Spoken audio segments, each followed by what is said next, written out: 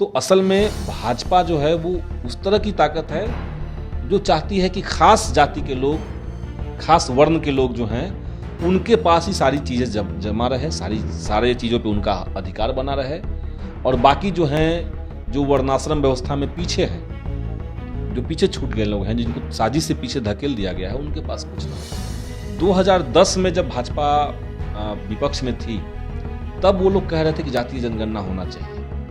19 का जो लोकसभा चुनाव हुआ उसके पहले ये लोग कह रहे थे कि ओबीसी की संख्या हम लोग को जानना चाहिए, क्योंकि तब इनको चुनाव में वोट लेना था। और जैसे सत्ता में आ गए और जनगणना की जब बात शुरू हुई तो ये लोग पीछे हटने लगे।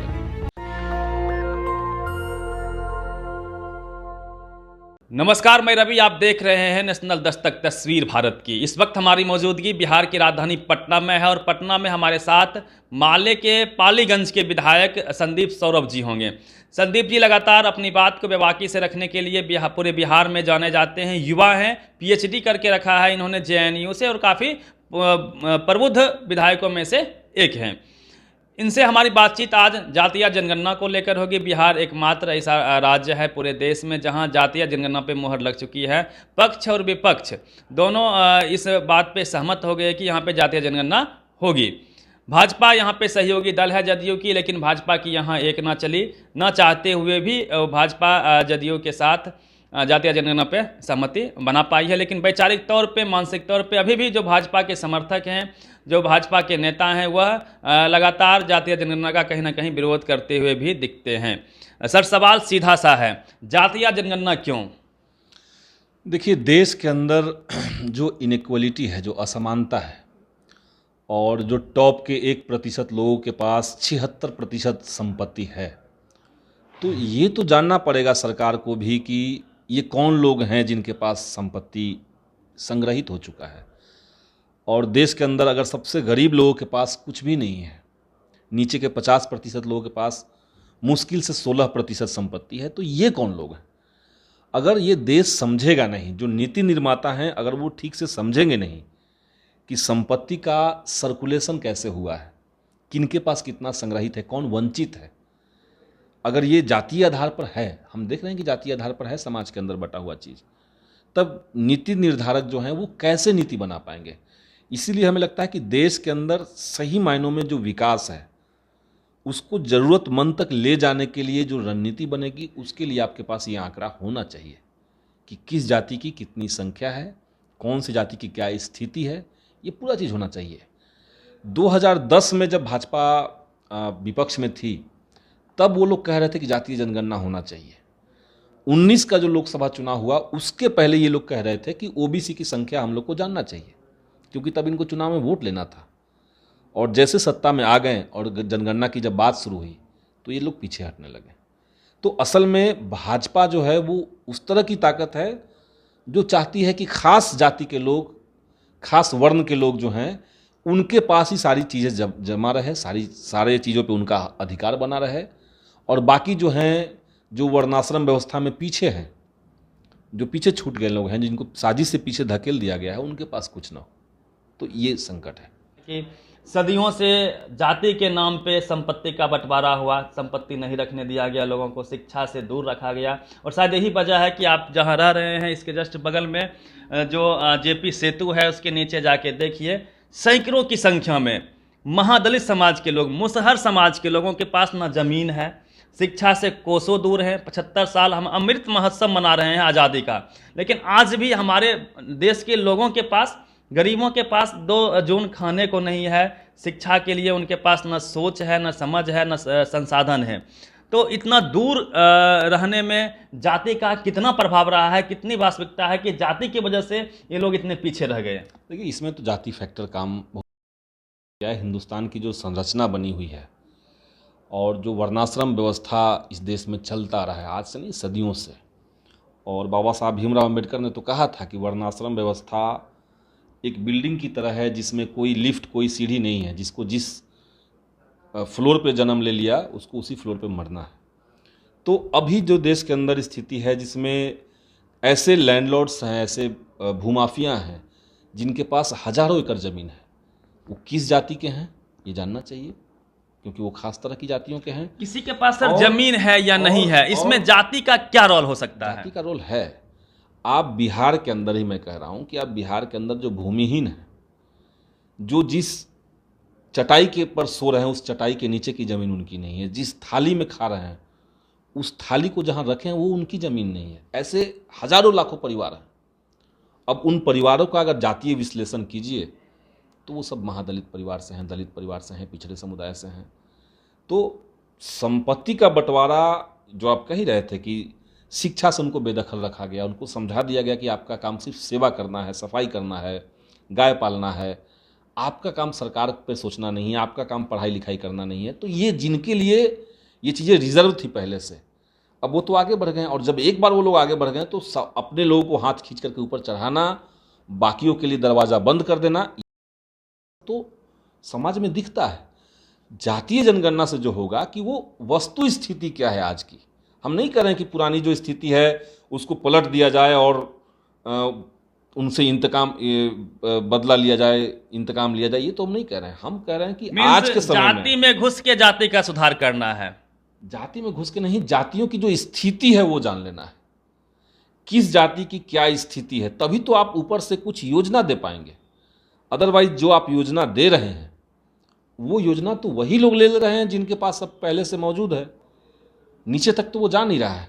तो आप टारगेट करके, फोकस करके जो नीचे बचे हुए लोग हैं, जो गरीब लोग बचे हुए हैं, उनके पास आपकी योजनाएं कैसे पहुंचेगी, उस हिसाब से आप नीति बना पाएंगे। और ये तभी संभव है जब आपका ठोस आंकड़ा हो। बीजेपी के साथ संकट क्या है? इनका संकट ये है कि इनको लगता है कि हिंदू के नाम पे जिस तरीके से देश में एक सांप्रदायिक ध्रुवीकरण ये लोग करते हैं, इनको लगता है कि अगर जातीय जनगणना हो गया और अगर दलितों को पता चल गया कि हमारे पास तो इतनी संख्या थी लेकिन हमको आज तक ये ब्राह्मणवादी व्यवस्था में बीजेपी के इशारे पे मुसलमानों को मारने के लिए सिर्फ लगा दिया गया, जबकि सारी संपत्ति तो इनके पास पहले से जब्त है। तो हिंदुओं के भीतर कोई डिवीज़न पैदा ना हो, समय समय पर उनको हिंदू बनाया जाता है, समय पर उनको दलित का एहसास करवा दिया जाता है। जब मुसलमानों का मामला आता है तो देखिए दलितों को लगा दिया जाता है कि भाई आप लड़िए इनसे, इनकी हत्या कर दीजिए, इनके साथ लड़िए झगड़िए। और वही दलित जब अपनी शादी ब्याह में घोड़ी पर बैठ करके जाते हैं तब उनके ऊपर हमला हो जाता है, और वो मूंछ रख लेते हैं तब उनके ऊपर हमला हो जाता है। तो उनको उनकी वास्तविक स्थिति कैसे पता चलेगी? ये बेतुका बात है कि जातीय जनगणना हो जाने से जातिवाद बढ़ जाएगा, ऐसा तो नहीं। जातिवाद तो पहले से आपका है।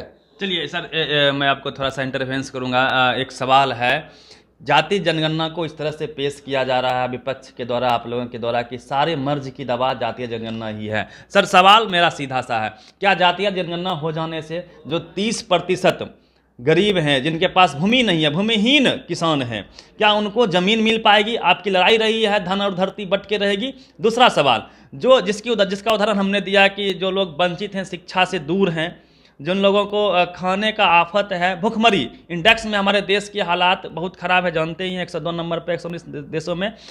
इसमें कितना सुधार हो पाएगा? क्या इस ओर हम बढ़ेंगे या फिर आपस में डिवीजन करके आपस में ही लड़ बैठेंगे?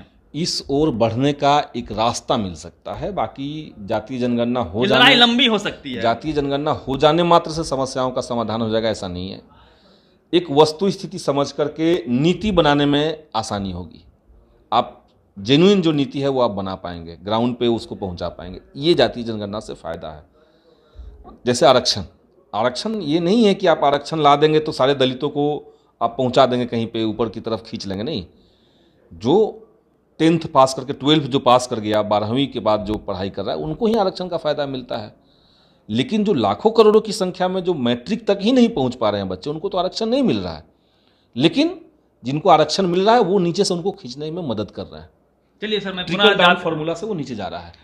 पुनः मैं सर आऊँगा जातीय जनगणना पे, चूँकि बातचीत हो रही है लगातार, और जाति अक्सर जो युवा है, पढ़ा लिखा है, जो जात पात से ऊपर उठकर विकास की बातें सोचता है, वो अक्सर कहते हैं कि जाति की बात ही नहीं होनी चाहिए। और हम लोग भी अक्सर सोचते हैं कि जाति शायद भारतीय इतिहास का सबसे बड़ा भूल है, और शायद इसी जाति के वजह से हम इतने बटे भी हैं। तो क्या बिना आपस में विवाद पैदा किए हुए, चूँकि जो सवर्ण लोग हैं, मैं सीधा नाम लेके बोलता हूँ, जो सवर्ण लोग हैं, उनका स्पष्ट कहना है कि इससे जातियों के बीच वैमनस्य बढ़ेगा, आपस में प्रतिस्पर्धा बढ़ जाएगी और वो एक दूसरे से घृणा की नज़र से देखेंगे, जातीयता और बढ़ जाएगी।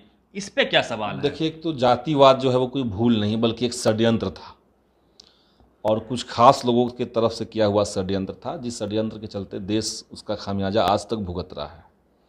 जातीय जनगणना हो जाने से जातियों की स्थिति पैदा हो, माने एक ऑथेंटिक जानकारी मिल जाने से जातिवाद नहीं बढ़ेगा। जातिवाद तो तब खत्म होगा जब जो खास जाति के लोग हैं वो अपने दिमाग से, अपनी मानसिकता से भेदभाव और जातिवाद को निकालेंगे। उसके बगैर एक संभव नहीं है। जाति जनगणना आज तक नहीं हो रहा था तो जातिवाद कहाँ खत्म हो गया? क्यों खास जाति के लोग ही विश्वविद्यालय में बैठे हुए हैं प्रोफेसर के पद पर? क्यों किसी तबके को समझा दिया गया कि आप पढ़ाई लिखाई कर नहीं सकते? तो ये तब तो जातीय जनगणना नहीं थी। तो जातीय जनगणना आ जाने से सिर्फ ये होगा कि जातियों की आर्थिक सामाजिक स्थिति, उनकी संख्या, उनकी भागीदारी समाज के अंदर क्या है, कितने दलित हैं जो वोट कर रहे हैं और उनकी सरकारों और सरकार में अपना योगदान दे रहे हैं, और सरकार बदले में उनको क्या दे रही है। ये जब स्थिति पता चलेगी तो मैं कह रहा हूँ कि टू द पॉइंट नीतियाँ बन पाएगी। इसका सबसे बड़ा बेनिफिट ये है, जिसकी जितनी हिस्सेदारी, भागीदारी, उसकी उतनी हिस्सेदारी की होना चाहिए। ये होना ही चाहिए। जिस जाति की जितनी संख्या है, अगर आप ये नहीं मानते हैं कि कोई खास जाति के लोग, जीन ही उनका ऐसा श्रेष्ठ है, ऐसा तो कोई साइंस कहा नहीं आज तक कि जेनेटिकली कुछ लोग शार्प होते हैं, कुछ लोगों के जीन में होता है कि वो ज़्यादा बढ़िया तरीके से पढ़ाई कर पाएंगे, कुछ लोगों के जीन में ऐसा नहीं है। सांस्कृतिक और सामाजिक रूप से उनको दबा दिया गया है, उनको मौका नहीं दिया गया है, वो पीछे है। यही बात है। मानसिक तौर पे कहीं ना कहीं गुलाम है, मानसिक गुलाम उनको बना के रखा गया है। तो ये चीज़ें धीरे धीरे अब तो मैंने कई 100 साल हो गए जातिवाद को रहते हुए, हजारों साल हो गए। अब वो समय आ गया जब हम 22वीं शताब्दी में हैं और हम चाहते हैं कि अब जाकर के कम से कम 21वीं शताब्दी में हम लोग बराबरी का अधिकार सबको अब मिले। जाकर के कम से कम उन चीज़ों को ठीक करने की तरफ बढ़ा जाए। तो ठीक आप तभी तो कर पाएंगे जब सही आकलन आपके पास होगा। आपके पास आकलन ही नहीं होगा, आप हवा में नीति बनाते रहेंगे, ऊपर के लोग उसको लूटते रहेंगे, ग्राउंड तक वो पहुंचेगा नहीं, गरीब गरीब ही रहेगा, भूमिहीन भूमिहीन ही रहेगा। भले ही उनकी आबादी इतनी बड़ी हो, भले ही वो देश के सबसे ग्राउंड में काम करने वाले लोग हों। क्या यह पूरे देश में होनी चाहिए? निश्चित तौर से होनी चाहिए और भाजपा को शर्म आनी चाहिए। आप बिहार में कह रहे हैं कि हम जाति जनगणना के पक्ष में हैं, तो क्यों कह रहे हैं? और केंद्र में आप कह रहे हैं कि हम पक्ष में नहीं हैं, क्यों कह रहे हैं? क्या बिहार में सिर्फ कुर्सी बचाए रखने के लिए, कि उनको लग रहा है कि भाई हमारा गठबंधन यहाँ टूट जाएगा, तो कुर्सी बचाए रखने के लिए इतने बड़े सवाल पे आप दो मुँहा बात कह रहे हैं, यहाँ कुछ कह रहे हैं, केंद्र में कुछ कह रहे हैं। तो आपका सिद्धांत क्या है जातिवाद, जाति जनगणना को लेकर के? तो यानी कोई सिद्धांत नहीं है, आप अवसर के ऊपर चल रहे हैं, बस कुर्सी आपको प्यारा है।